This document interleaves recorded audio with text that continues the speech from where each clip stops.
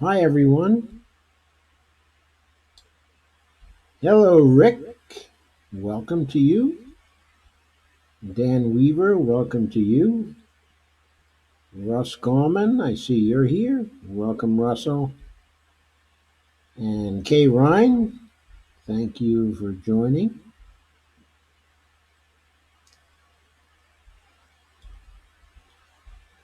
There are two other folks who are here, but I don't see them yet. Anyway, welcome. And Dee Hagalaz, hi, nice to see you. Nice to see you. I hope I'm not completely butchering your last name. And Bonnie's joined. Hi, Bonnie.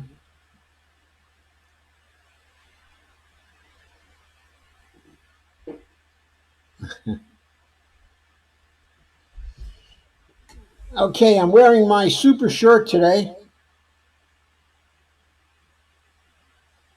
So I'm going to reach for the sky and see how long it takes for the camera to pick it up and show it to you.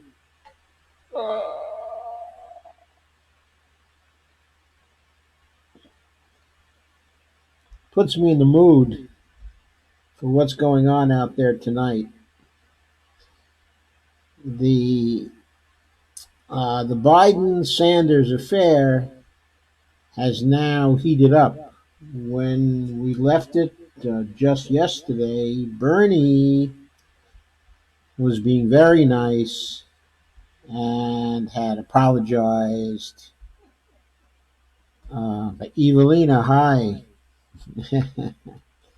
Anyway, he apologized, which at the time I thought was ill-advised. But maybe what Bernie was doing was playing a game of disarmament, waiting to see if there was going to be whether Joe Biden would play tit for tat. But Joe Biden didn't. Right after Bernie apologized, his campaign released a scurrilous ad in which he accused Bernie of a dishonest smear against him. No sooner had that happened than the Sanders campaign, entirely ready, I guess, for something like this to happen, released their own very sharp ad on Joe Biden, focused on the facts of Social Security. So we're going to go over some of these things now.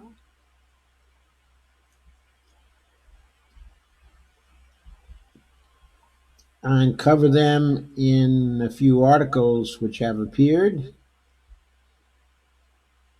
in Common Dreams. Hmm.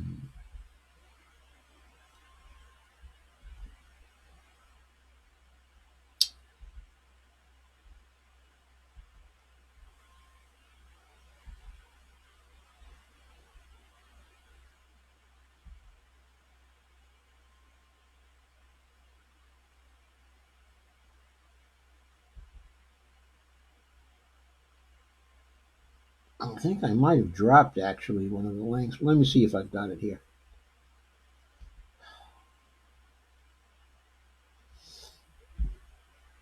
There we go. It was done today by John Kelly, Queally. Hope that's the way he pronounces his name. And the article is entitled Hashtag Tell the Truth Joe Trends, as Sanders' video detailing Biden history on Social Security is viewed nearly 2 million times. 2 million times. I guarantee you Biden's video, his attack video on Bernie, didn't get 2 million views.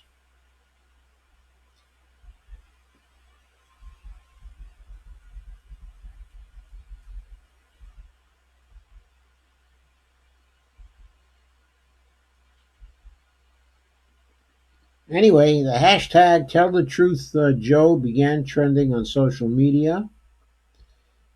And Sanders shot back by saying in a tweet, I believe, quote, "Let's be honest, Joe. One of us fought for decades to cut Social Security, and one of us didn't. But don't take it from me. Take it from you," unquote. And Faiz Bashakir, Bernie's campaign manager, called the Biden campaign video the first actually negative ad of the 2020 Democratic primary campaign. And he said it was important for people to understand why it was being released right now. And Faiz said that Joe Biden was trying to distort his decades-long record of proposing and voting for cuts to Social Security benefits for millions of people. According to Faiz, the well-documented history shows that, quote, Biden is no defender of Social Security, and a negative ad won't help him to outrun on his record. So, one very interesting thing there, the Sanders campaign also released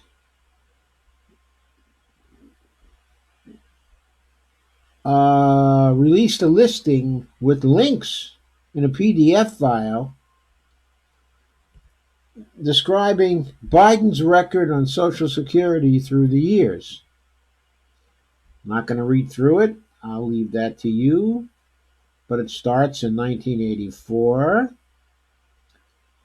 has a link to the congressional record, and provides a quotation from about 95, January 31st of 1995, when Biden voted for a balanced budget amendment and said at the same time such an amendment could force drastic reductions in Social Security. And then on February 9th of 1995, Biden said that a balanced budget amendment, which he voted for, means that Social Security is going to get hit. Now, mind you,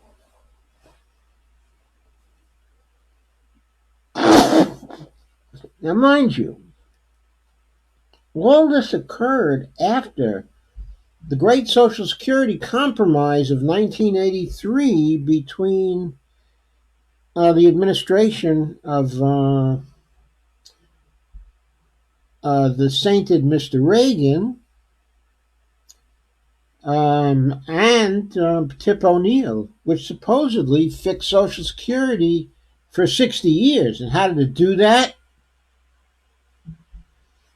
By doubling the Social Security concentrations, or nearly doubling the Social Security contributions that were to be made by my generation. And also many of your generation too, but beginning in 1984. The time that Biden was voting for a balanced budget, before a balanced budget amendment, or advocating for a balanced budget amendment, I should say, and also, called for freezes to Social Security, and Medicare, warned of even larger cuts. This was right after the Great Compromise of 1983. Then in 1995, he supports a balanced budget amendment and openly states it's going to mean Social Security, the program that supposedly had been fixed for 60 years, that was going to get hit by the balanced budget amendment. That didn't matter to Joe Biden. That didn't matter to Joe Biden. And then a link to the congressional record to document that. And then on February 24th of 1995, Biden backed the balanced budget amendment after saying it would cut Social Security. And a link to the article. And a link to Biden's vote in support of the amendment. And in September of 1995, in a Senate floor speech, Biden brags of trying to cut Social Security 4 times. And there's a video on that, which you can click to watch. And then on November 16th of 1995, he bragged of trying to cut Social Security 4 times. Then in April of 2007, and by the way, I think they missed something here, which was when Bush wanted to privatize Social Security at the beginning of his second term in 2005, I believe he got at least some moral support from Joe Biden, but I'm not certain of that. You'll have to check on that yourself. But I think they've missed that here. Or maybe they were simply being gentle with Joe Biden. That's not a good strategy. If you're gentle, he comes back at you nasty.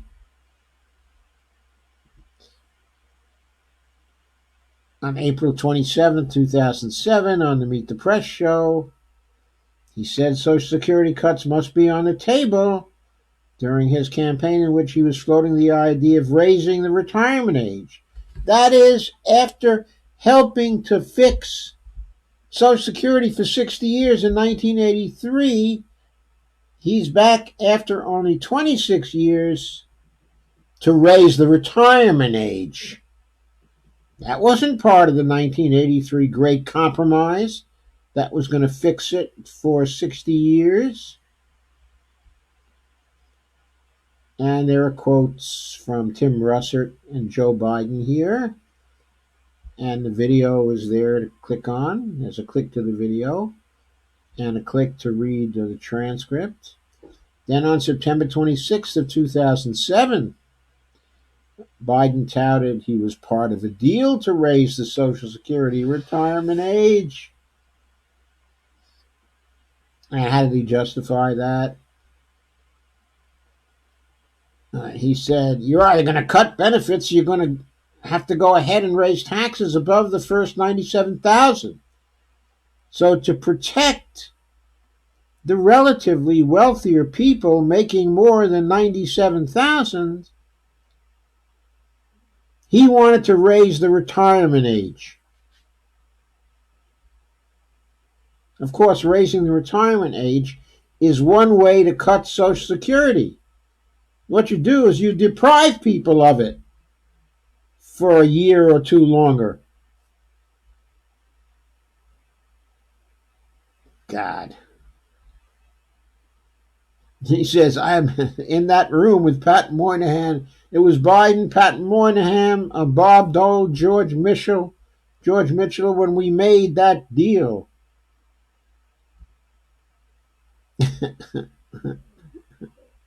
Awful, right?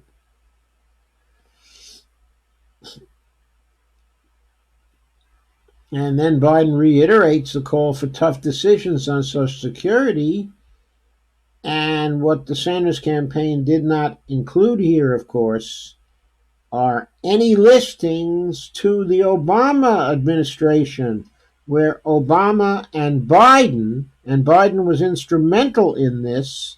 Obama and Biden are trying to negotiate with the Republican House a grand bargain in which they were going to cut spending, including making certain adjustments to Social Security as part of the grand bargain.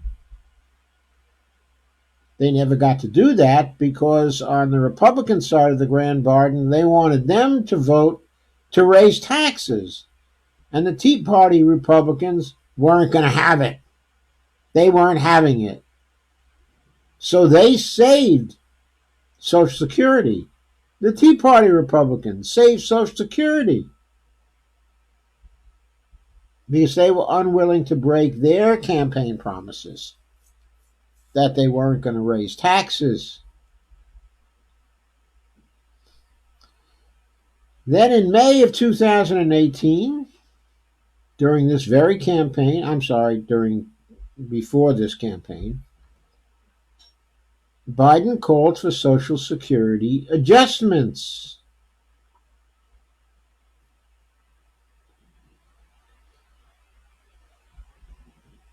When people call for Social Security adjustments, they don't call for adjustments upward. That's a euphemism for cuts. It's cuts Biden wanted. And there are references to the video. There's the transcript.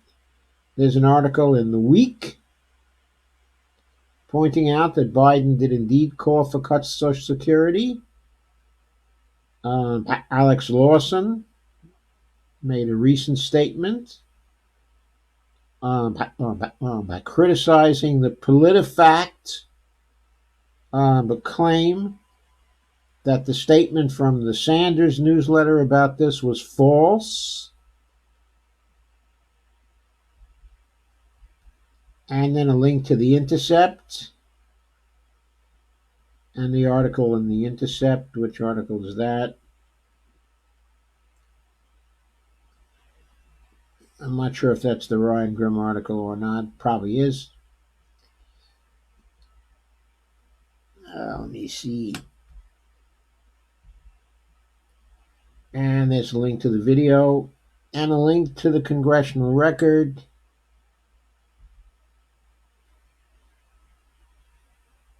The Intercept article was the Ryan Grim article that we've already been through on this program. So, you need to take a look at that list. You've got talking points from it. It's very good for talking points. Okay, so here we go back to Tell the Truth, Joe.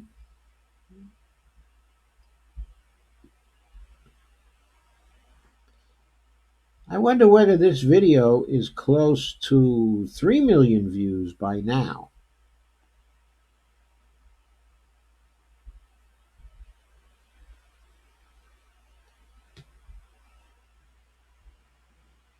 Well, the media can't be played. Oh, that's because I'm not on Twitter. Can be played from Twitter. Okay. I don't have access to Twitter directly from the Common Dreams page.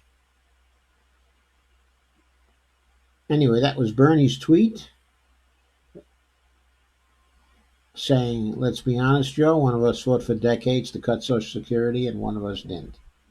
But don't take it from me, take it from you.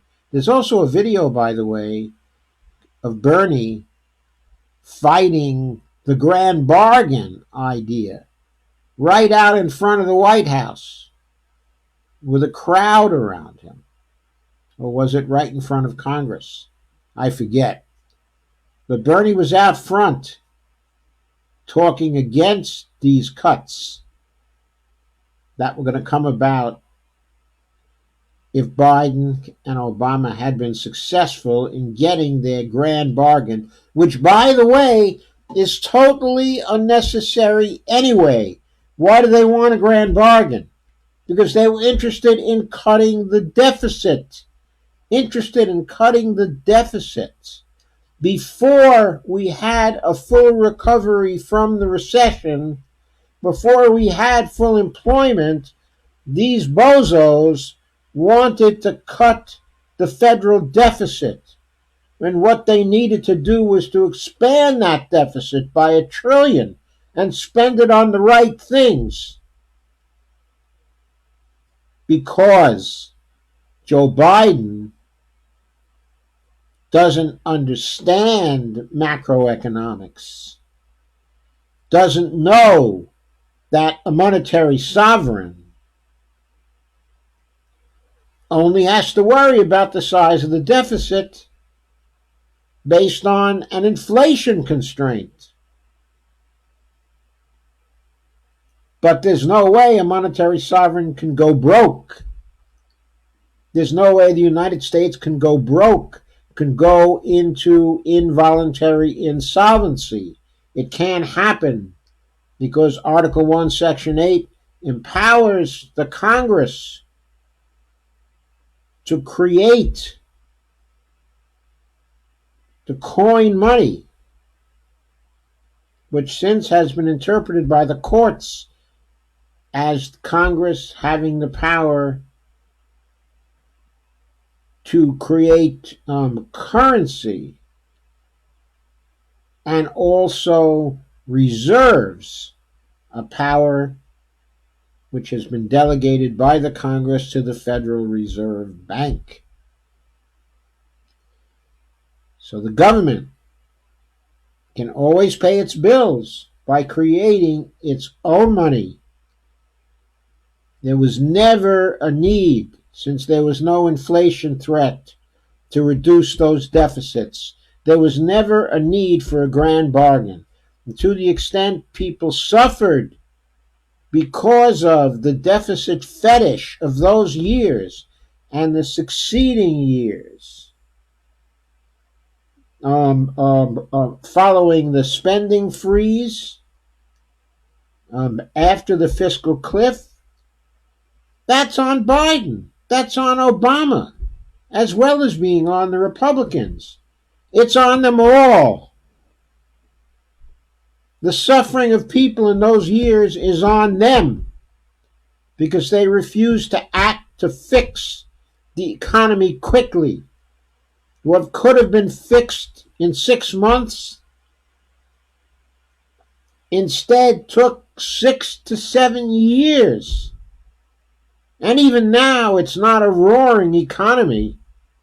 I mean, it's a roaring economy for the rich, but it's not a roaring economy for most people, is it?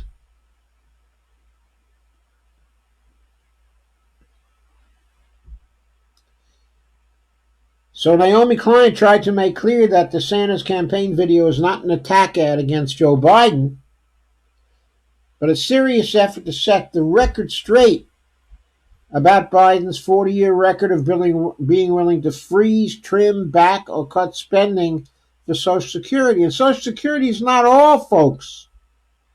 Medicare, too.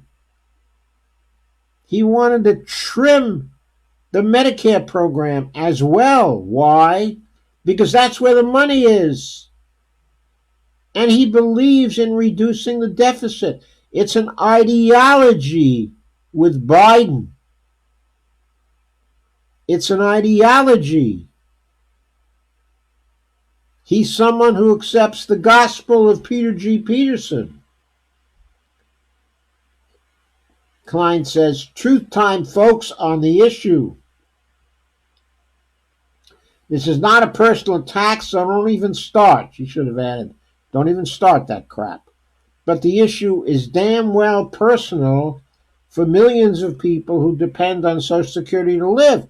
Yeah, it's personal to me. It's personal to me, and I'm sure it's personal to a lot of you.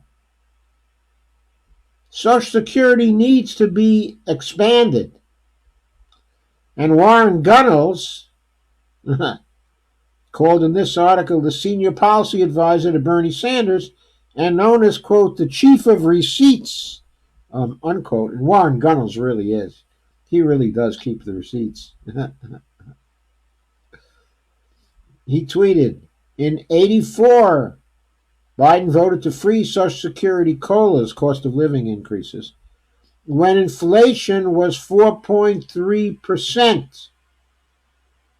Inflation is 4.3%, and he doesn't want to give seniors the inflation increase.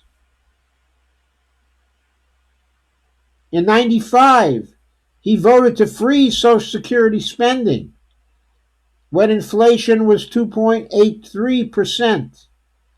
By the way, when you freeze spending and don't allow increases due to inflation, you are cutting the real value of the Social Security dollars in the market. The purchasing power of the Social Security dollars is cut. That's a cut to Social Security benefits. Biden is lying when he implies or says that a freeze is not a cut. In 84, he supported a cut. In 95, he supported a cut. In 96, when inflation was 2.95%, he voted for a cut.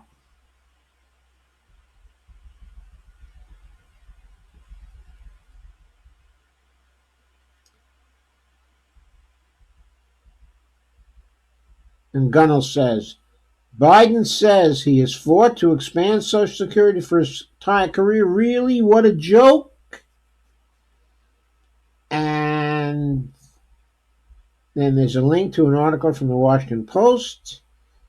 And also pieces from the record of the Senate.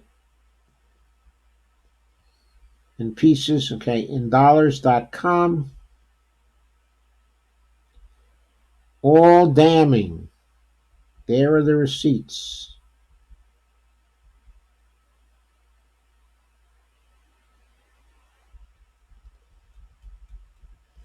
Paul Krugman demanded the Sanders campaign apologize for circulating a previous video highlighting Biden's willingness to join with Republicans to cut Social Security programs. That is a video which you've probably seen by now, which the former vice president over the weekend falsely claimed was doctored, quote unquote. Nancy Altman, the president of Social Security Works, said, quote, the truth is that the clip is in no way doctored, unquote. Indeed, the full speech, which in the article is linked to, the article links to a PDF, which you can download, is worse than the selected clip because it includes Biden saying that Social Security needs adjustments. That's well-known DC insider speak for cut the benefits, unquote. His campaigns claim that Biden was talking about, quote, benefit expansions when he used the term adjustments, Nancy Altman said, is simply not credible. Not credible. Quote, when politicians want to expand Social Security, which is extremely popular, they say so. They don't use by euphemisms like, quote, adjustments, unquote.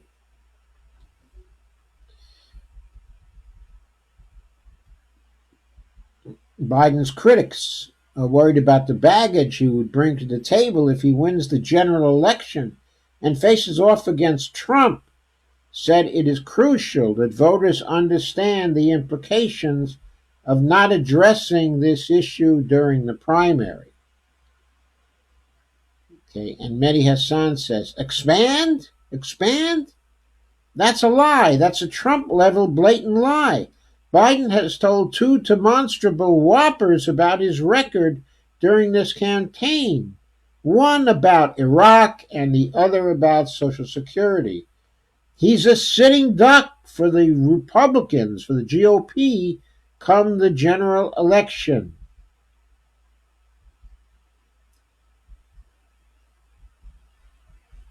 And then there's the campaign, the video cut by the Biden campaign smearing Bernie Sanders. And there's a link to that here. It was part of the tweet. And then the article skips to 2013. When the Obama administration was maneuvering to reach a so-called grand bargain with Republicans that would include cuts to Social Security, Medicare, and Medicaid, it was Sanders who, along with allies, staged a demonstration outside the White House denouncing such an effort. And one Cancel Sam, Samuel D. Finkelstein II, says, I'm old enough to remember 2013 when Joe Biden tried to cut Social Security in a grand bargain with the GOP. I'm old enough to remember that too. I also remember, especially when at the time I was writing about how all this could be avoided if they would only mint $100 trillion coin and they could get by the debt ceiling using the proceeds from the $100 trillion coin. I also remember seeing Bernie Sanders outside the White House in 2013 leading the fight against Biden's Social Security cuts. And there's the video of Bernie right outside the White House. While Nancy Altman applauded Biden for running in his current campaign on a platform of expanding, not cutting Social Security, calling that both smart politics and wise policy, she said, that does not mean his past record should be off the table in this primary debate, especially as the nation's seniors, as well as younger voters, are left facing a retirement income crisis in the years ahead. Quote, Nancy Altman said, she said, quote, Biden's past record on Social Security, combined with his frequently expressed desire to work with congressional Republicans, is still cause for concern, unquote. Why is that true? Well, as we proceed here, we will give you another reason why that is true.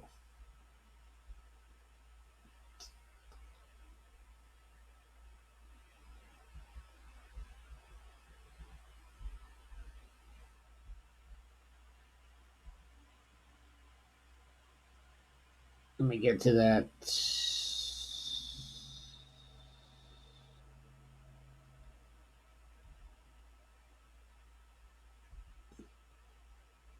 Okay, so another Common Dreams article. Here's another one by John Kelly that was published today. The title of that is Hobnobbing with Billionaires in Davos. Trump admits that if he's reelected, he will seek to cut Social Security, Medicaid, and Medicare.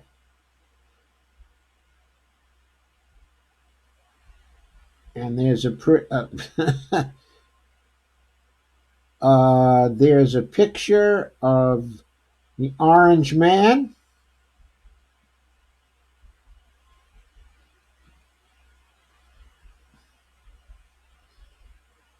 And there was an interview with CNBC's Joe Kernan in Davos. And Kernan said, this is from the transcript, do I dare? One last question. President Trump said, go ahead. And Kernan said, entitlements ever be on your plate? Question mark. And Trump says, at some point they will be. We have tremendous growth. We're going to have tremendous growth. This year, it'll be toward the end of the year. the growth is going to be incredible. And at the right time, we will take a look at that. You know, that's actually the easiest of all things if you look, cause it's such a, if you're willing, a big percentage to do some of the things that you said you wouldn't do in the past, though, in terms of Medicare. Well, we're going to look.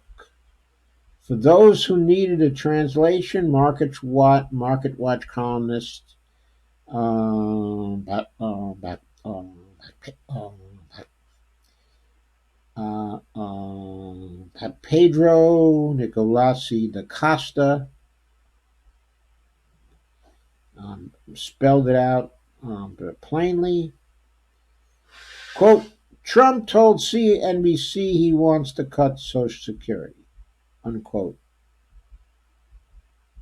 So here is Trump saying he's going to cut Social Security towards the end of the year.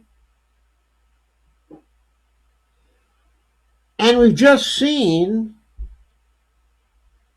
that Biden has a willingness to make grand bargains with Republicans seeking to cut Social Security.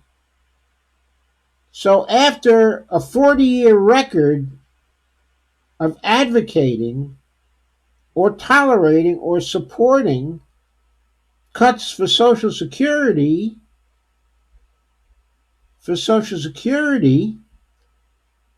we're supposed to believe that Biden would now fight, if elected president, for Social Security expansion.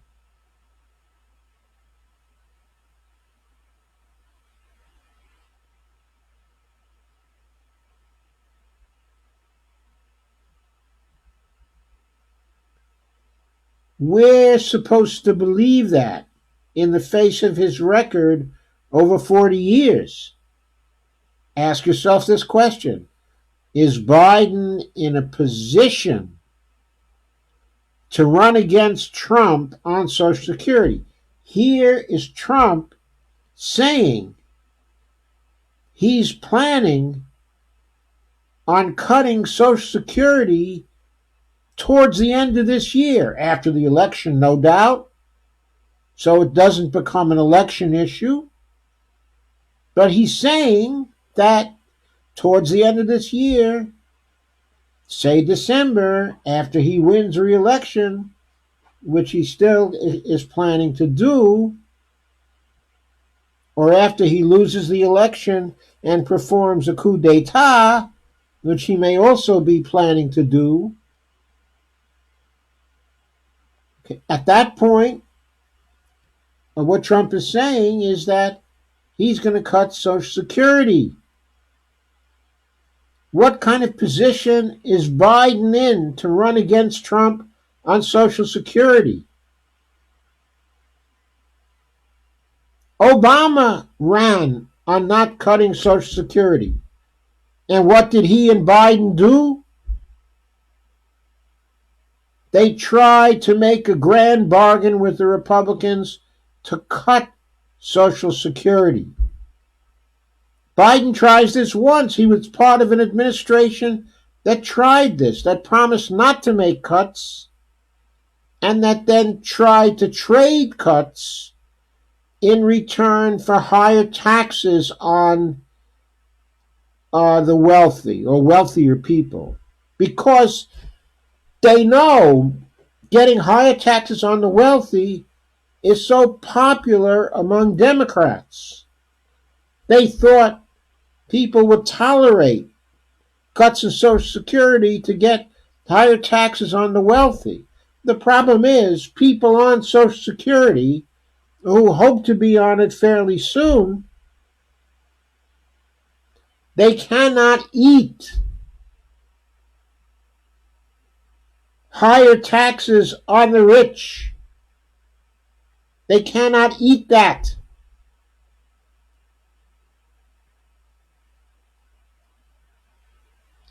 And there's no need for the Democrats to make that kind of sacrifice. Bernie knows that. He's entirely aware of that. He's not going to allow that to happen. He has told you that he's going to expand Social Security. And Bernie keeps his promises to the extent that it's possible for him to keep them. So, if Bernie gets elected president and he gets the Congress that people should be voting in, that you should be voting in, you're going to get substantial Social Security raises and probably a new formula for cost of living adjustments. A formula based on rises in the cost of living for the elderly. A relevant formula for older people, for seniors. The cost of living for the elderly is higher than just the regular cost of living because medical care has been increasing at greater than the rate of inflation. So the normal COLAs that we have had,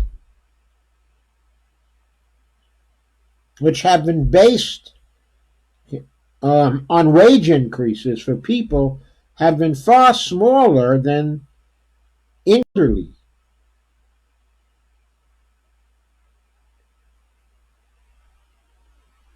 So, I think Bernie is going to change the cost of living formula for the elderly to reflect real increases in the cost of living. Biden will never do that. Biden was part of the administration that advocated for the famous chained cost of living adjustments, the cat food adjustments that would have had the elderly eating cat food in just a few years. He was part of that administration. And he wants you to know right now that you should vote for him because he was Obama's vice president in that administration that wanted to provide cost of living adjustments for old people that would have them eating cat food in just a few years. That's what Biden wants you to know. Or at least he wants you to know about his association with that administration. I'm sure he wants you to forget about their association with Bowles and Simpson, the cat food boys.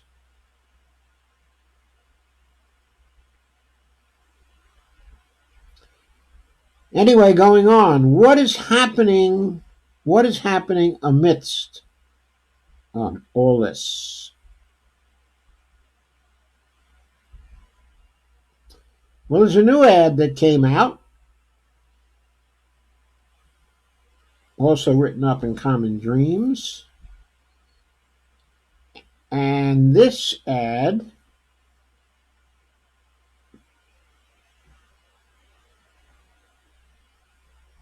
this article was written by Owen Higgins, who, of course, is a staff writer for them.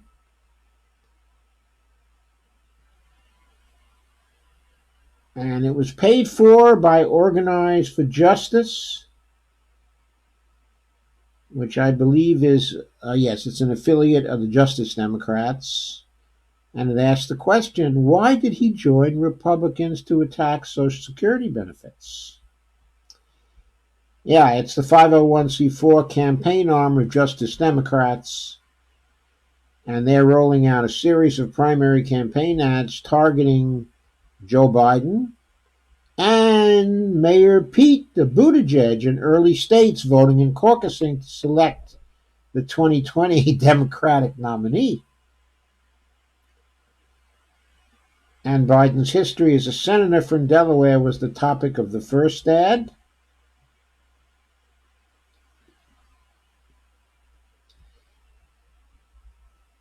And you can catch the link to that from this article.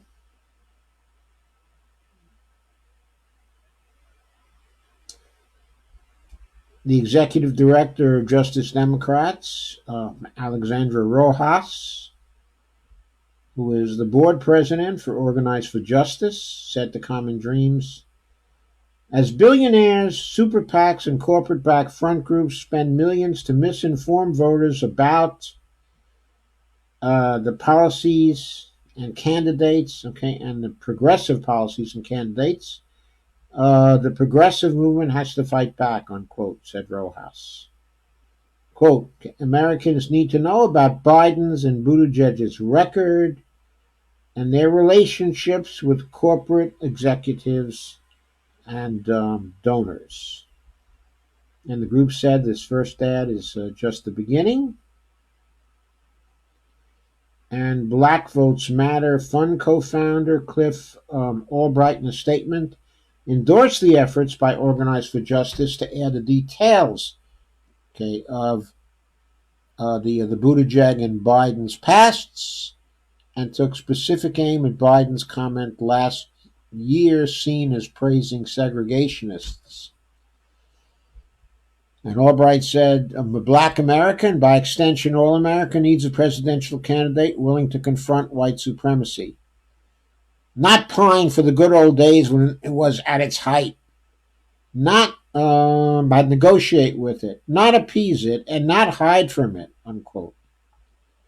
Organize for Justice intends to spend around $500,000 on ads over the next 2 months in early states. Why in early states? Because the fight between Biden and Sanders has now come out into the open, and it suggests there may quickly be a climax in the campaign. If the facts of Biden's positions on Iraq and on Social Security and on Medicare and on cutting budgets for the 99%, if these facts become common, we are probably looking at the collapse of the candidacy of Joe Biden in short order. These ads could be tremendously strategic. Some of the ads highlight Biden's record working with Republicans to support the Iraq War, the crime bill, and cuts to Social Security, and well as his poor leadership during the Anita Hill hearings. Yes, we should never forget those hearings. The leadership was poor, and it was anti-woman. It was misogynist. It hung Anita Hill out to dry. And his support for the bankruptcy bill. Other ads highlight the Buttigieg record when he worked for McKinsey, his cozy relationship with Wall Street and Big Pharma, and his flip-flopping over Medicare for all.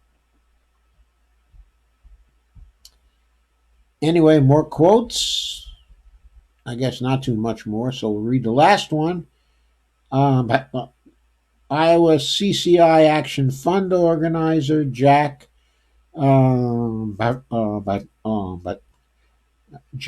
Reardon endorsed Organize for Justice's approach. Quote,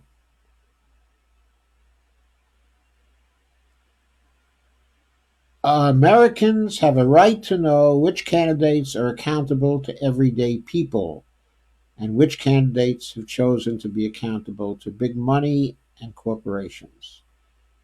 We do have a right to know that. And it isn't hard. It isn't hard to know that and to bring those facts to the American people.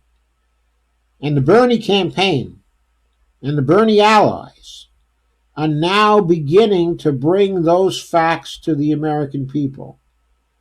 And particularly to American people over 50, black and white. Black seniors and white seniors. Blacks over 50 and whites over 50.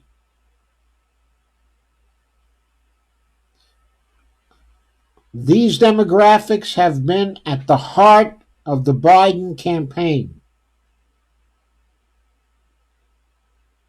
And Bernie's popularity among seniors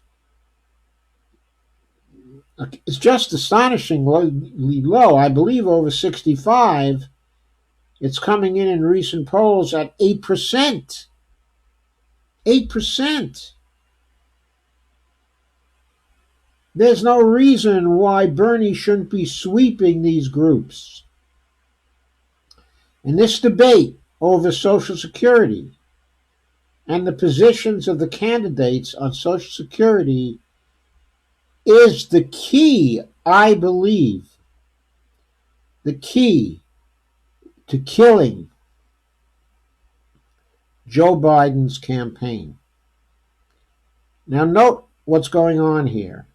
Already, Elizabeth Warren's campaign is slipping drastically. It's really going backwards. In the CNN poll that just appeared here today, and note, CNN polls are not generally friendly to Bernie Sanders. They consistently underestimate his support because they're biased towards the older demographics and biased against the younger voters where Bernie is strongest. Owen Higgins was the writer of this article. CNN polls show Sanders surging into first as Biden continues to drop, but the network emphasized that there was a statistical tie in the headlines. Yeah, sure, a statistical tie. Okay, so here we are for the statistical tie. This just appeared today.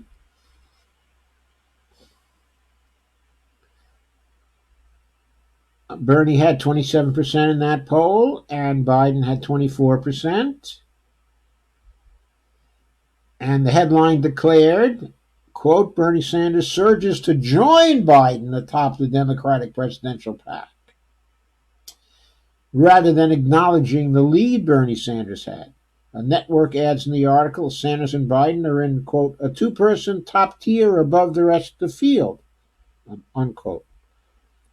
The disconnect between the Sanders lead, which is just within the 3.4 margin of error, and the framing of CNN's piece on the poll was noticed by progressives and journalists. The title of the article makes it sound like a tie, said Sanders' surrogate Sean King. It isn't, quote unquote. And Colin Kalchember of Law and Crime said, quote, CNN still cannot fathom stating the obvious here. Sanders is leading in their own national poll. Self-parody, unquote. The polling revealed other interesting data points, including that Sanders leads fellow progressive Senator Warren over liberal Democrats, I'm not sure what that means exactly, by 33% to 19%, and leads Biden with voters of color by 30% to 27%. And Crystal Ball tweeted, quote, gotta love those Bernie bros, unquote.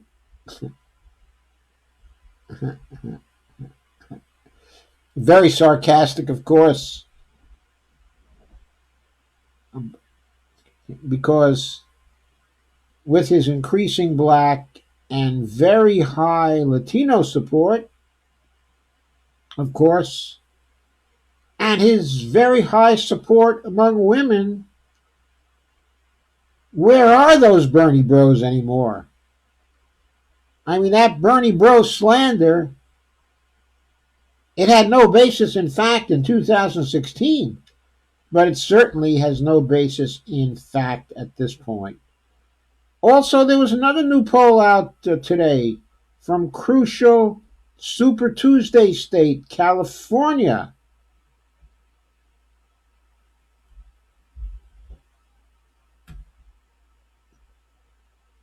And who was that poll by?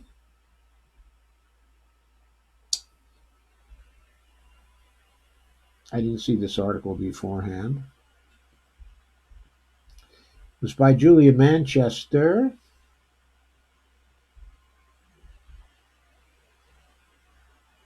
It's a new poll from the University of Southern California's Rossier School of Education / PACE. The survey showed Bernie with a lead by 28 to 24.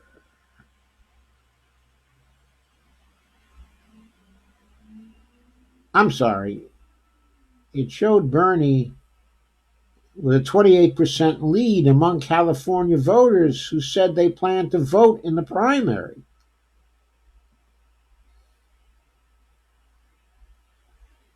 Joe Biden follows in second place with 24% support. So it's not a 28-point lead. Bernie has 28%, Biden 24%. And the article remarks Bernie lost the state in 2016 to Hillary Clinton. But reports are that he only lost the state because he was cheated by 750,000 votes.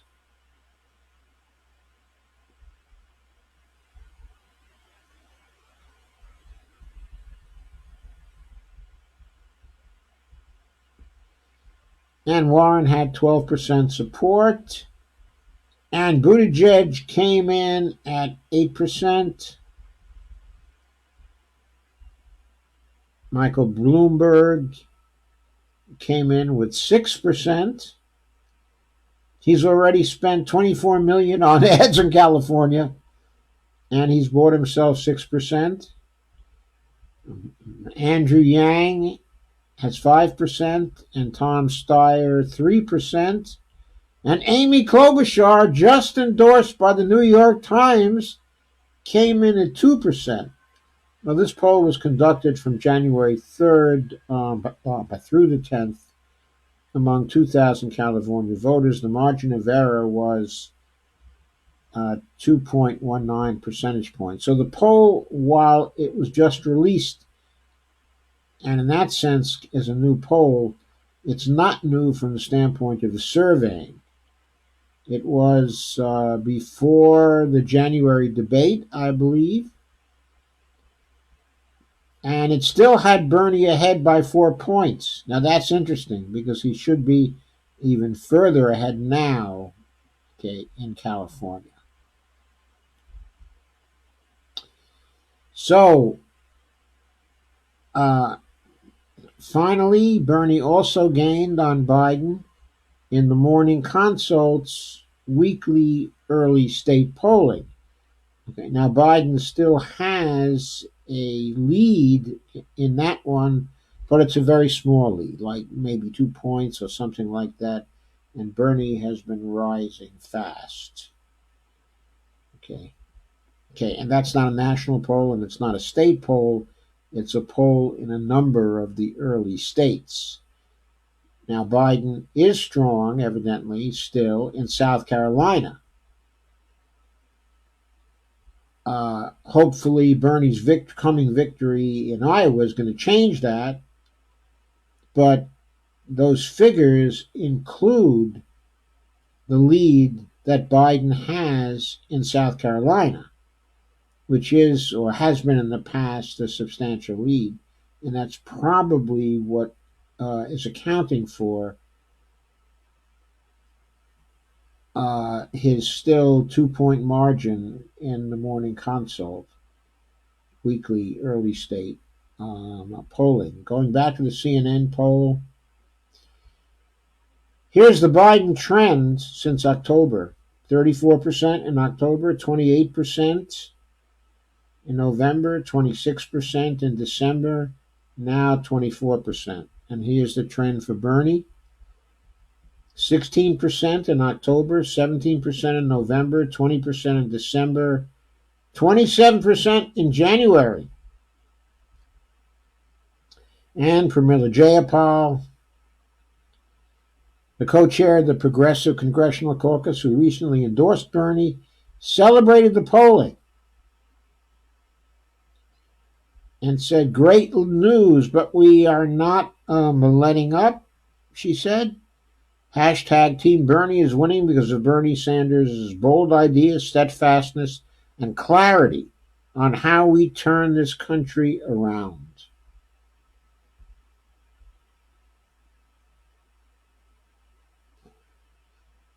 And so that's it. I want to reiterate my main point. And that main point is that, let me take off my glasses to reiterate my main point. I think, I may be counting my chickens, but I think that Warren is already defeated. That it's clear to people across the country who the real standard bearer for the progressive movement has to be, and it is not Warren. And I think that Buttigieg and other candidates, and maybe Klobuchar, are in position to begin to cut into uh, the gender-centric support that Warren, had that part, of her support. Now, I expect that there will be progressive, that there will be actually further progressive leavings from the Warren campaign, and now going to the Bernie campaign. That's especially true if Bernie wins, in Iowa, as he appears to now be in position to do. So I'd say, as of this date, that for Senator Warren, it is all over but the shouting. Her desperation move to brand Bernie as a sexist has clearly failed. And now she has to go back to fighting him on the issues. From the progressive point of view, she cannot fight him on the issues because he is simply more progressive on those issues than she is. There isn't one issue where she is more progressive than he is. And there's a great gap between the two in foreign policy. And a great gap, actually, between the two when it comes to fiscal policy also. There's no indication at all that Warren has anywhere near the grasp of fiscal policy that Bernie and his advisors have.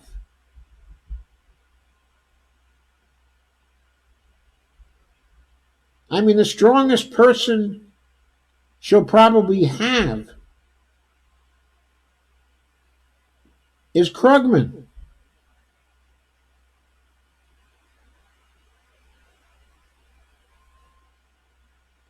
And maybe Jared Bernstein, who may defect at some point from the the Biden camp into the Warren camp. But Krugman is a has-been. He really is. He's a columnist now. He's a columnist now for the New York Times. And he's someone who hopes to be the chair of the National Economics Council. Hopes to be the chair. That's why he's been attacking Bernie. He can't contend with the group of economists from the MMT School of Economics and also the Massachusetts School. Now, these two schools differ. They both are post-Keynesian schools, though. And their economists are better than Krugman. Straight up, they're better.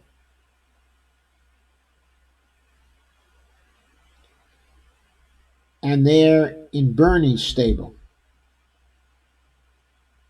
They're Bernie's advisors. She is nowhere near as strong as Bernie in this respect. She's obviously worse on health care. She's worse on Social Security expansion. She's worse on the Green New Deal. I think issue-wise, from a progressive point of view, she's got nothing. She's shot it.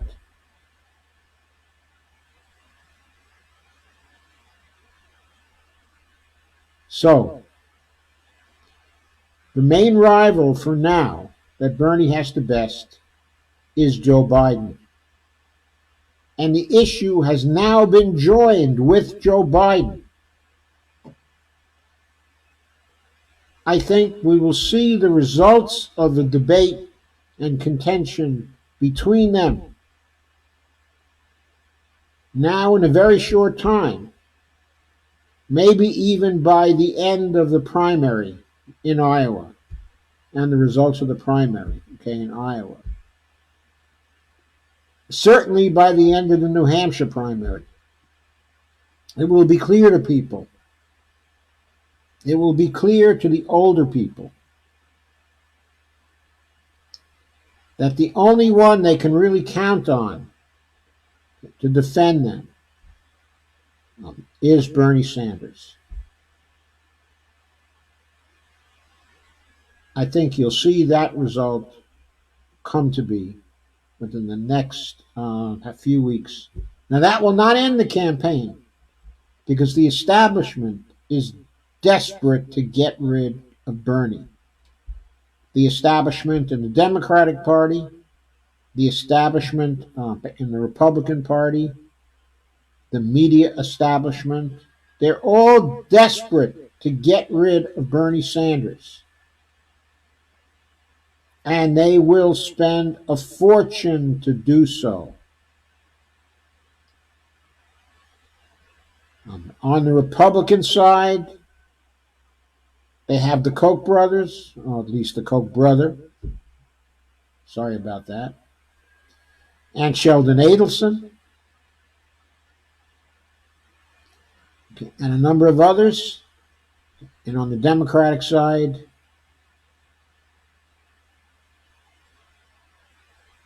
Bloomberg, who sometimes is on the Republican side, but this time he's on the Democratic side. What he really wanted was a no-labels third party to rise with himself at the head, but he never made that happen. So now he's back with the Democratic Party, running for president, in the Democratic Party. Now, Tom Steyer has a lot of money, too, and he can spend a lot on a campaign. But Bloomberg's fortune dwarfs Steyer's fortune. And besides, I think Bloomberg is going to, that Steyer is going to ally himself with Bernie Sanders before too long. May not seem like it yet, but I think he's a closet Sanders-crat at this point. So Bloomberg is there. He's there in the background. They say he's already spent over $200 million on the campaign in just a few weeks. With $52 billion, he's got quite a lot of good money to throw after the bad money.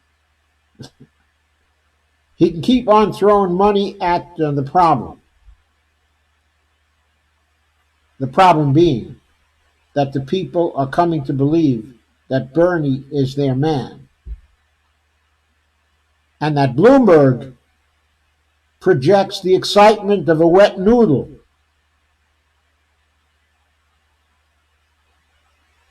He just doesn't have it. He probably could have funded somebody else or found a way to fund somebody else.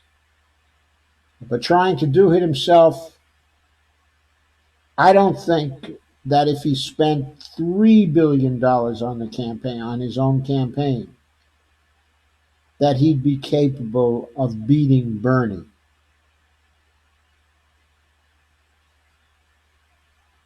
But of course, the Clinton forces are going to join him. When Biden really begins to fall, it looks like he's gone, and Klobuchar fails to gain ground from the endorsement from the New York Times and other things she's doing, okay, in Iowa, which I think is going to be apparent within another 2 weeks,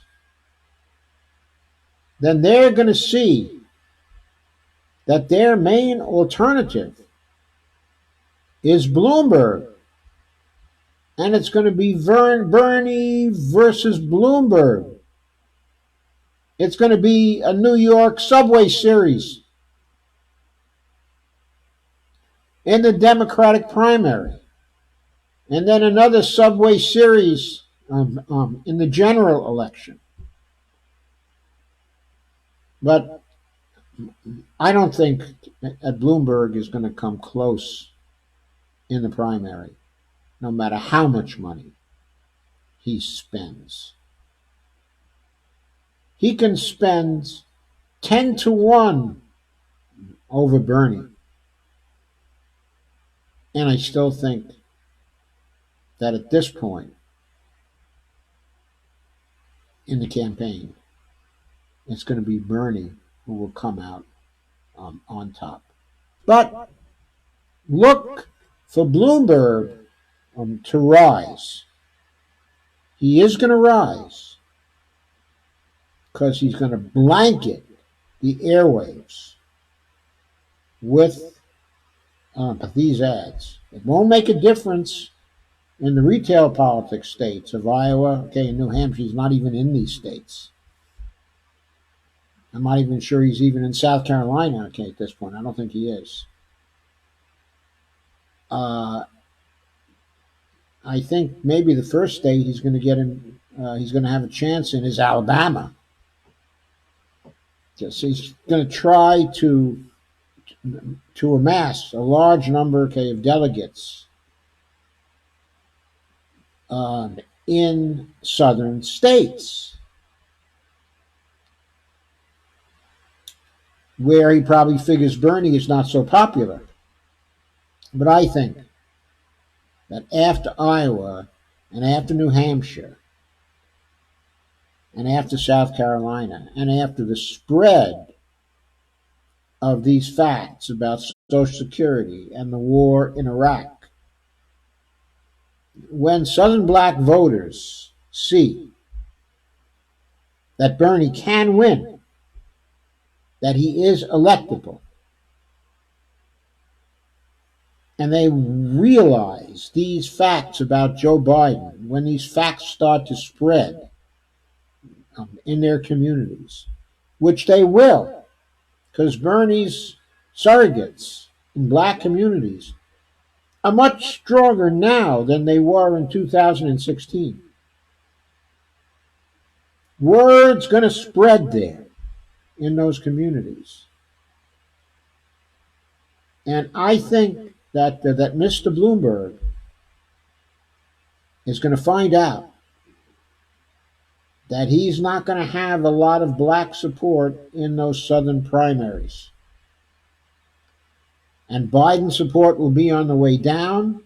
He'll only be cutting into that support. And Bernie will have a clear field among the poor Democrats in those states, and he will bring them out. And I think he's going to do a lot better in those states than is expected. I think the challenge from the mayor, not Mayor Buttigieg, but the incredibly rich Mayor Bloomberg, will in the end also fail. But that remains to be seen. After the Biden challenge, I think that's the next serious one to come up against Bernie Sanders. So that's my point for tonight. I'm now going to see what you have to say. But I want to remind you to please share, like, and subscribe when the YouTube video goes up. I really need to grow the YouTube channel. I need your support to help me do that. And also, please become a patron at www.patreon.com/Joe_Firestone.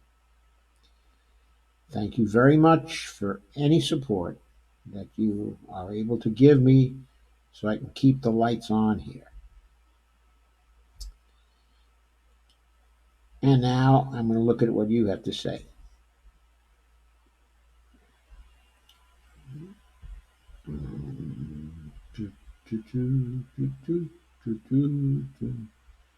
Oh, you've been hanging in there. Thank you. That's very good. Let me get my glasses on so I can see what you've been saying. Here we go.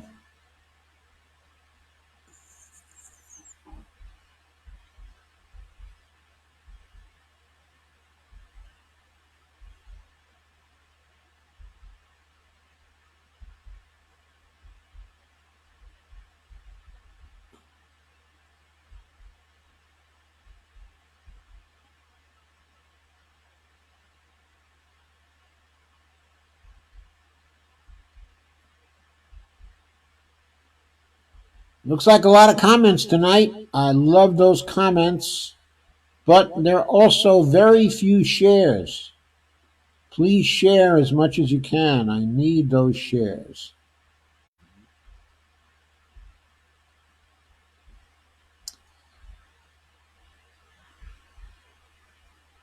Okay, Kay says I got a whopping increase of $10 a month this year. Still not up to $700 a month. SMH.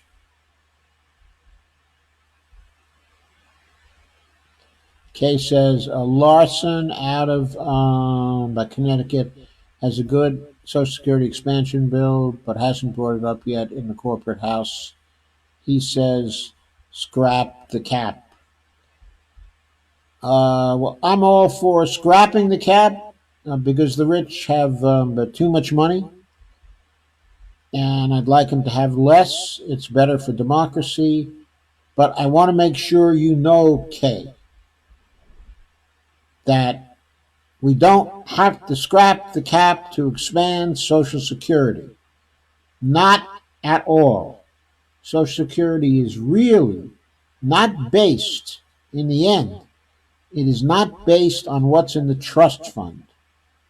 The funding for Social Security is always a function of what Congress chooses to appropriate.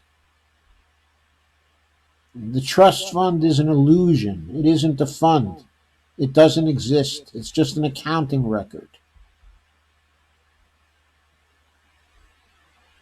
And Steve says,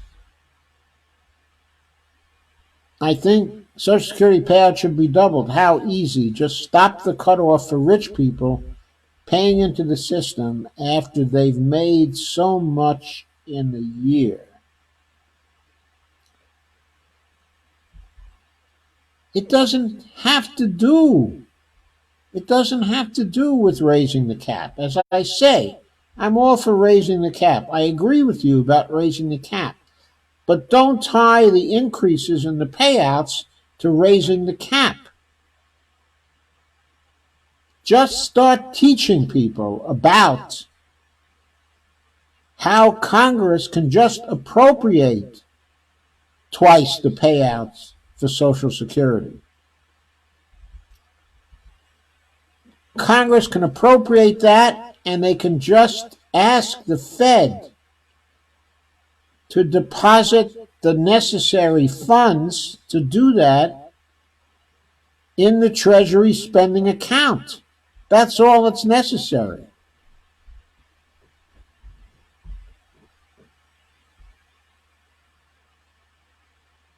And Kay says that is scrap the cap. There's an idea. Steve, no, no, no, no Biden. No Joe. No Joe is what Tim Black says. He's got a no Joe button. Kay says, Evelina, there are actually a few of those too. And Steve says, I'll never vote for Biden or Warren, only Bernie or Tulsi. I'm beginning to suspect that you might get a chance to vote for both Bernie and Tulsi on a single ticket. They looked awfully friendly at that soiree in South Carolina. Okay, Evelina says, okay, just one ha then. Kay says, I saw today that Tulsi is suing Clinton for defamation, laugh out loud. I doubt she will win, but she might shut the bitch up. I'll laugh out loud. Okay, look, she's suing her for $50 million. That's going to put a bit of a dent in Hillary's fortune. Not going to break her, though. She'll probably transfer it all to Bill so it's out of reach. And they'll put it somewhere offshore if they haven't already. Steve says, the cost of housing for the elderly is skyrocketing as it is for all. Well, Bernie's got a plan for that. And part of the plan is to fully fund Section 8 housing so everybody who qualifies can get subsidies for it. And by the way, the places that accept the subsidies have to accept what the federal government allows in terms of rental increases from year to year. Steve says 12 days to Iowa. Cheyenne has joined. Kay says, and what low-income housing there is nasty. Full of mold, and the water is so full of chlorine you can't drink or even water plants.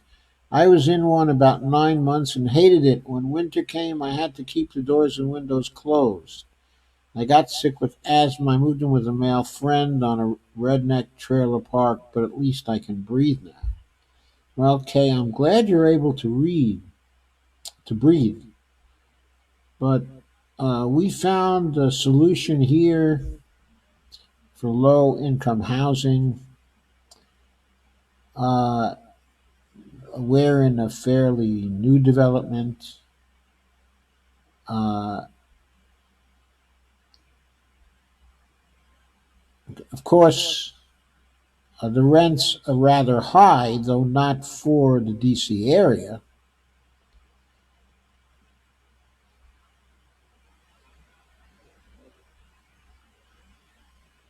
But also, just apart from the lower rents here, some of the people here, okay, are eligible. In fact, I think most are eligible for Section 8 assistance. And some of them have been able to get on the program, okay, before it fills up each year. So they've gotten the funding. And there were some people here who were able to rent some very nice, clean apartments for $350 a month.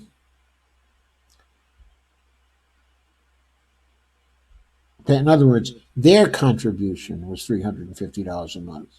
The subsidies from the federal government were making up what the rent actually was.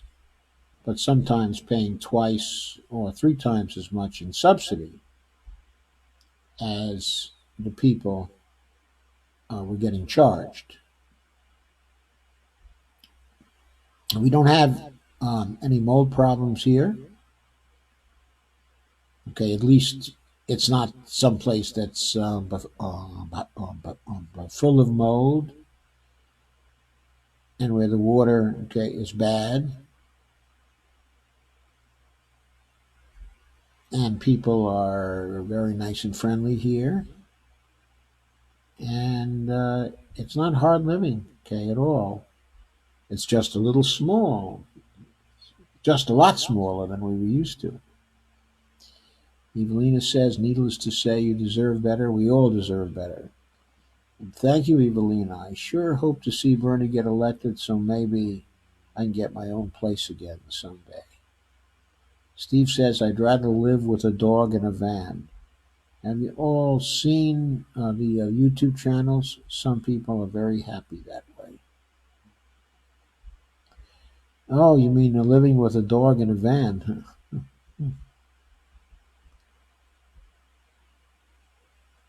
And Steve says, lying Liz and demented Joe. Steve says, Bernie Sanders, go, go, go.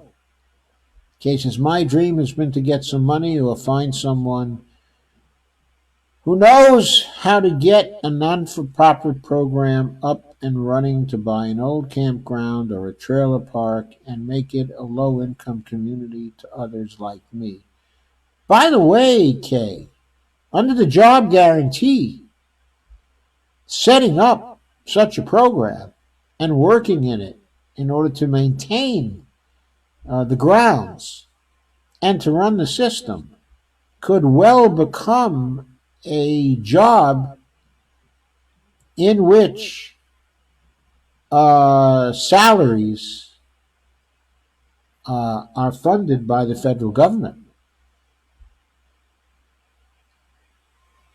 And Evelina says Bernie beats all Dem candidates against Trump.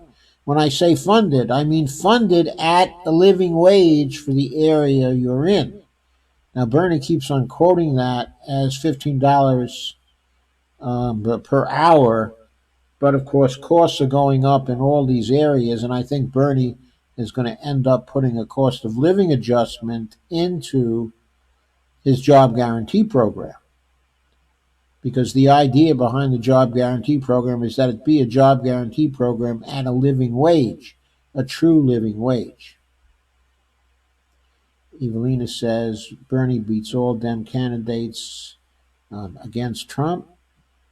And Steve Wolfbrand says, I'm in, laugh out loud. And Case says, do you know about not-for-profit organizations, Steve? I know about non-profit organizations. Steve says, not really. And Steve says, California, that's me.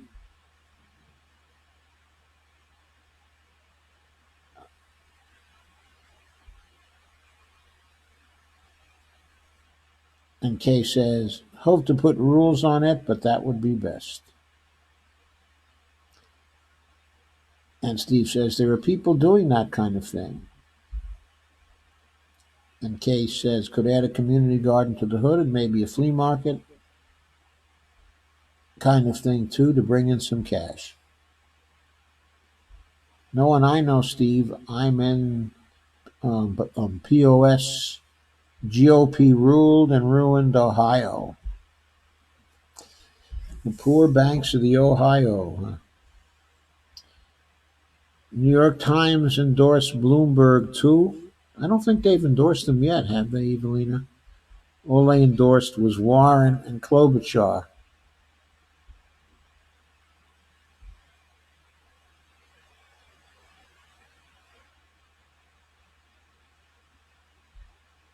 And Steve says, I can only speak for LA County. We're strongly Bernie. I personally know the major activists here. Not personal friends, but we've met and they know my name. Who are the activists there, Steve? Who are the major activists? Kay says, my dream could go a very long way to fix homelessness in this country if it was done everywhere.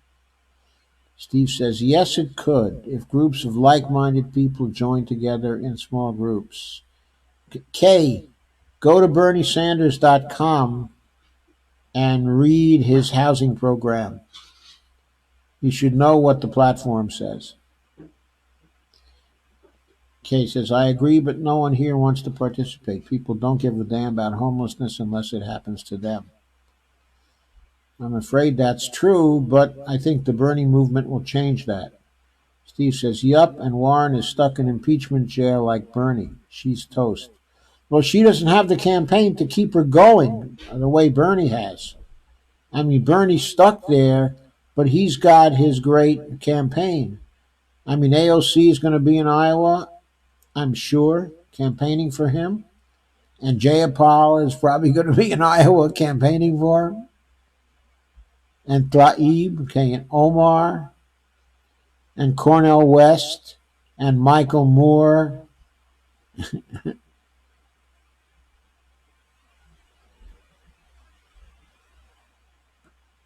Bernie's going to have a lot of great people who are going to be campaigning for him in these states. John Cusack. I'm looking for Killer Mike to appear in South Carolina and also Nevada. Sorry, I should have said actually Nevada. Yeah, Nevada. Yeah. Sometimes it's hard to get the hang of that.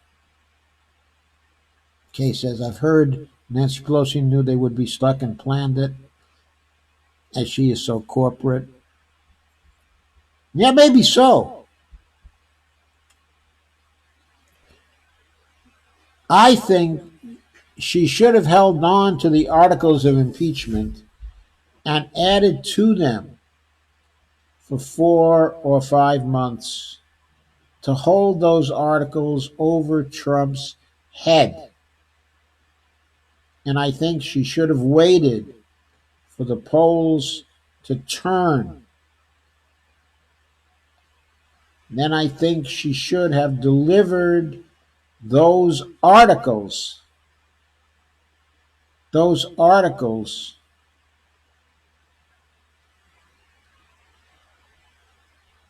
1 month before the election, forcing McConnell to hold the trial then, right on the eve of the election. That's what she should have done.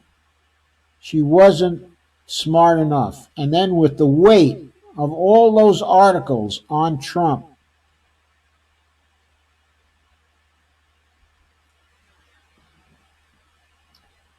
the Republicans would have been in a real fix then, boy.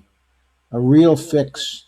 And the important thing is, if she had timed it to coincide with the possibility that Trump would be defeated and might refuse to leave office, if those impeachment articles were still hanging fire then,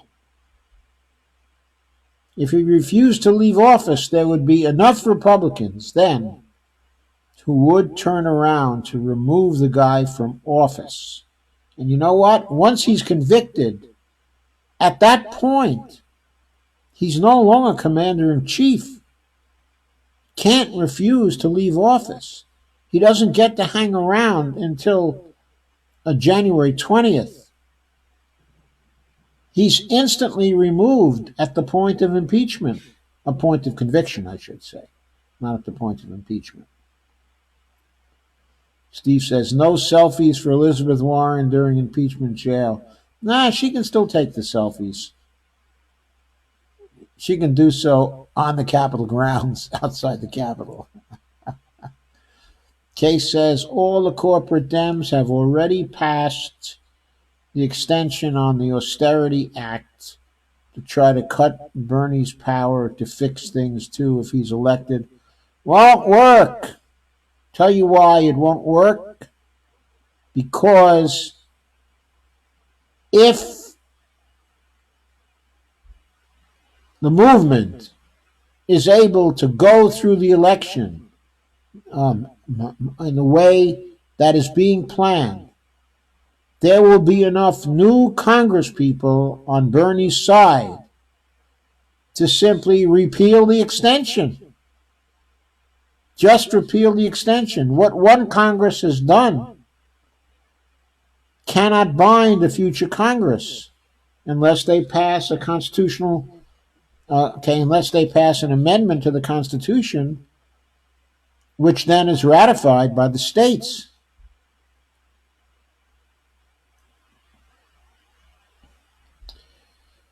And Rick Maynard says, a black female elected official in South Carolina describes herself as a conservative Democrat, is taking back her endorsement of Joe Biden, opting instead to support, wait for it, Bernie Sanders.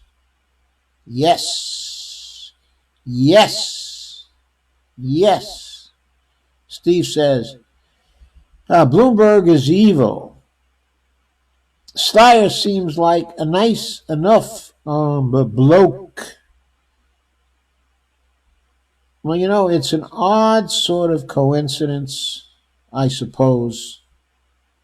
An odd sort of coincidence. But here's Trump on one side, the anti-Semite.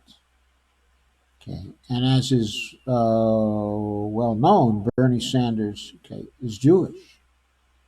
And as is less well known, Tom Steyer is Jewish. And as is also well known, there's Michael Bloomberg, who's also Jewish. So Donald Trump is probably going to get one of two Jewish candidates. I don't think Steyer is going to get within shouting distance. But if Bloomberg's challenge is successful, then he'll be running against Bloomberg. And Bloomberg would spend as much money as he needed to beat Trump. Because Bloomberg really cannot stand Trump. And Bloomberg seems like he's evil, but he's got a few values. And Trump has none.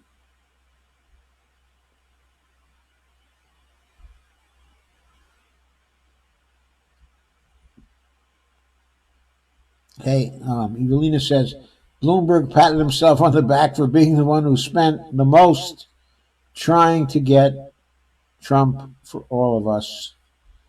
He hasn't, he's spent an awful lot yet, but to get Trump out, if he's going to do it by himself, he's going to have to spend in the billions.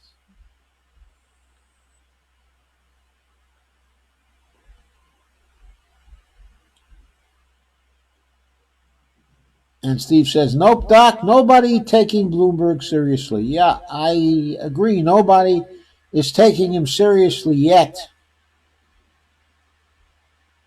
But watch how much he spends in California. Now, if he doesn't swing many people, and he's still at under 10% coming out of California, then I'd say it looks like it doesn't matter how much he spends. He's not going to make it.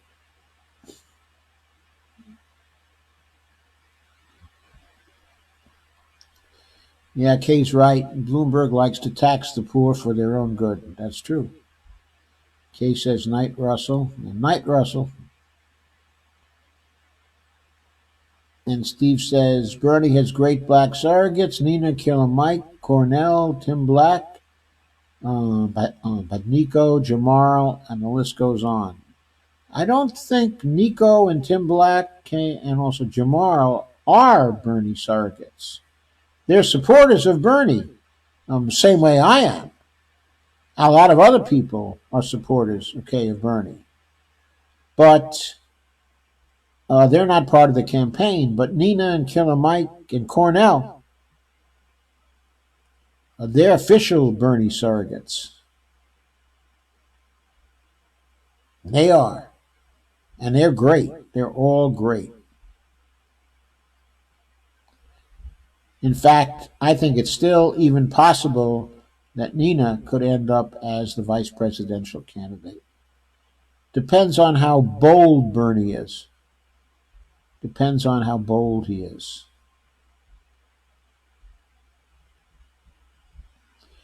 Ernest Jones joined. They have not worked for us since the 70s, Evelina.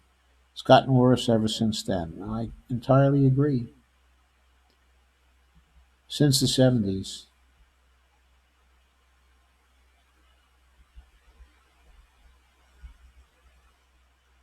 And there are a number of comments here.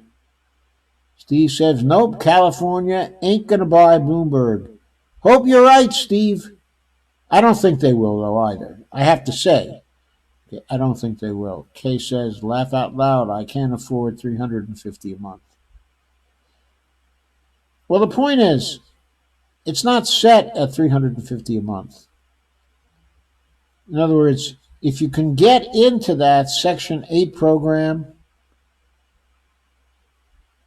uh, then I believe the way it works or is supposed to work is you pay what you can afford to pay, however low it is, and the rest is paid as a subsidy to the rental place by the Section 8 program.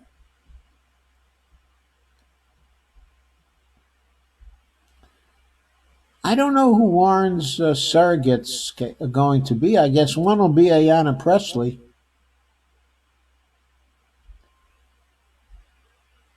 Since she has the endorsement, okay, of Ayanna.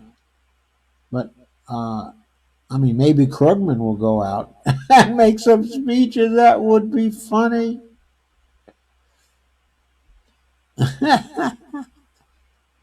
Steve says, damn, phone went dead. And Dale says, we have the best surrogates for sure. We do. And that's critical right now, isn't it? Those surrogates are critical because Bernie could be tied up for a month. Kay says, I'm thinking it will be Nina too. She'll fight as hard as Bernie too. She will. She will. Kay says, Section 8 sucks up here in Ohio, Joe. Well, what if you could get a job guarantee up here in Virginia, the job with the job guarantee program,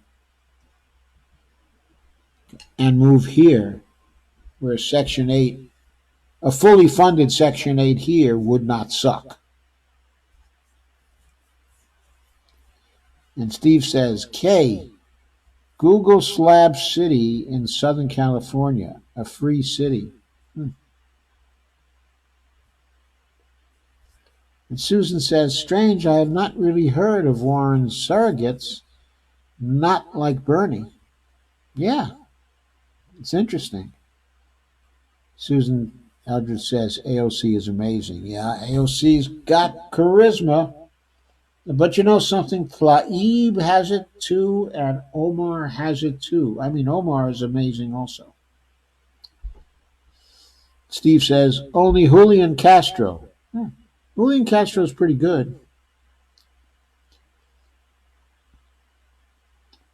I respect him. I don't think he's entirely bought off. Maybe only 80%. He might be swung over to the light side yet.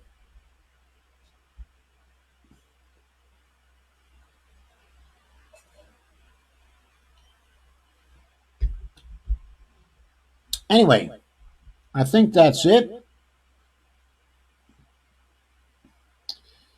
I've been on for roughly an hour and 45 minutes. Susan says Presley is good. Yeah, Presley is good. She's good, all right. She's a brave lady. But she wasn't brave enough to join her squad mates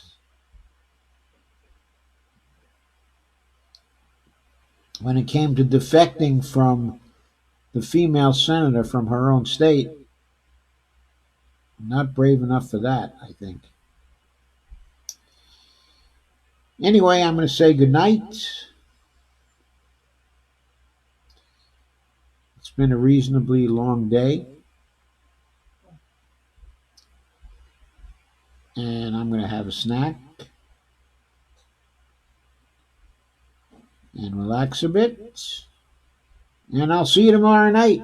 Night, Rick. Night, Susan. Night, Steve. Night, Kay. And good night to everyone who is still here. Thanks for all the comments. That was really good. Dale says, we're out of wine. Time to go. Well, actually, I have plenty of water, so that's not what's motivating me to say goodnight.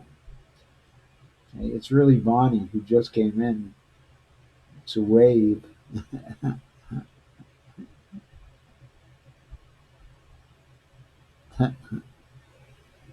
Night, Joe, and all. Thank you for the great chat. I'm on my last Bud Light too. Laugh out loud.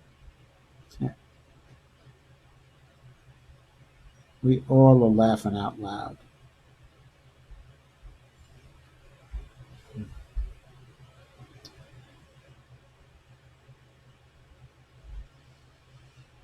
Okay, friends, see you tomorrow night during the 9 o'clock hour, most probably between 9 and 9:20.